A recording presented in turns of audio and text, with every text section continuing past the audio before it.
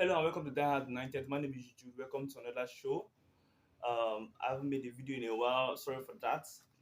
I'm back and I'm ready to make more videos and make more content around Manchester United because that's why I'm here for everything Manchester United. So yeah, today we're going to talk about Ralf Rangnick's exit from Manchester United, which was for me personally very disappointing. But yeah, let's talk about what happened in my opinion. So starting from when he got appointed as the caretaker manager with a 2-year consultancy role at the end of the season, and there was a big buzz. Like I was very hopeful of for what would happen, and he came in. He tried to make the players play his system, but it didn't work. He reverted back to something similar to what Ole was playing, and we got to January. The club refused to give him players. He said it openly. He wanted players like Zakaria, Julian Alvarez, and some other players, but the club said that, oh, we don't want to sign any players because we don't want to affect our summer budget. We want to wait till we know the manager we are going to appoint in the summer, and then we are going to sign players manager wants. They said no. And I'm sure that would be very disappointing for him because, yeah, it was. And coming after January transfer window, he was left with the same shit players that most already checked out from the season. They were not willing to play and the rest. But and I get this you get people saying something like, "Oh, Conte came in and got top four." Ragnick also came in and he wasn't able to get top four. But you wouldn't compare Conte's appointment as a full-time manager and Ragnick's appointment as a caretaker manager. Those are two different things. And yeah, Conte did a very good job, but Ragnick, you wouldn't blame him for everything that happened. Finally, he played some parts in in some games. He made stupid selections. He didn't substitute on time, and yeah, he will have a fair share of the blame. But it all boils down to these players. And from the January transfer window, you get that this board do not share similar interests or similar ideals with Ralph Rangnick. So that alone was a sign that things were starting to fail. And coming down, he was very honest. And Manchester United, we don't like the board doesn't like honesty. They like to keep things hidden, and that was why Ole was the perfect servant for them. But Ralph Rangnick was very vocal. He was saying things that the fans loved him. He was just giving us 100% honesty, and the club didn't like that, obviously. You could hear him saying, "Oh, he wanted this club need 10 players in, blah blah blah blah," and all those things, like setting all those kind of expectations to the fans. The board would naturally hit those, and so yeah, that's like some of the things that began the exit of Ralf Rangnick and coming down to him accepting the Austrian job.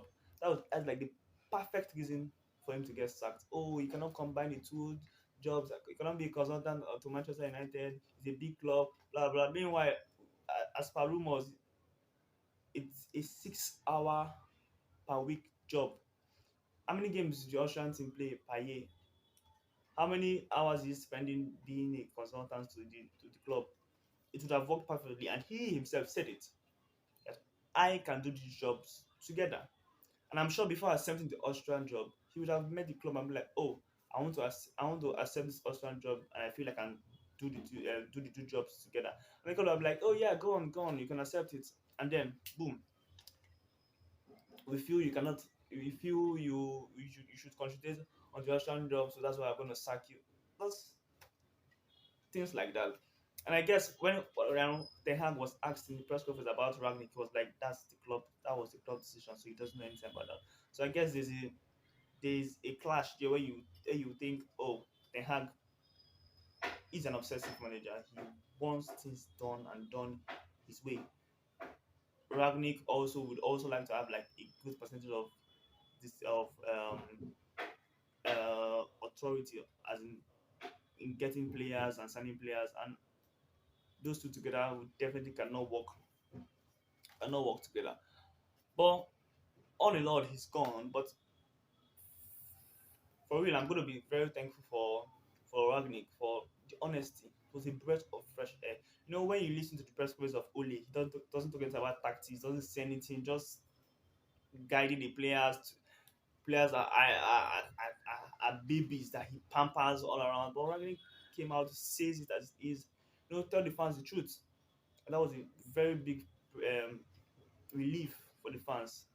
And he exposed how poor the structure of the club was, how poor the mentality of the players is, and how bad the players are themselves. And that was a huge breath of fresh air. And for that, I'm very, very grateful for that. And he's gone. So there's not much I can say about that, but he's gone. But yeah, that's the video. He's gone and he's gone. And this era will always be remembered. The Ralf Rangnick's era will always be remembered. Obviously, and hopefully, Ten Hag doesn't become a puppet to the Glazers. But we will know. We will know. We will know when the season starts and things keep going. Things well, we will hit some few bumps. When season starts and things start going wrong, and we watch as how he does his press conference. Does he say his mind? Is he reserved? Does he tell lies? We will know. But that's all for now. So yeah, if you're a new viewer, please don't forget to subscribe to this channel. If you are a returning subscriber, thank you for coming here again. I'm going to be dropping videos back to back, so thank you for your time. And yeah, thank you.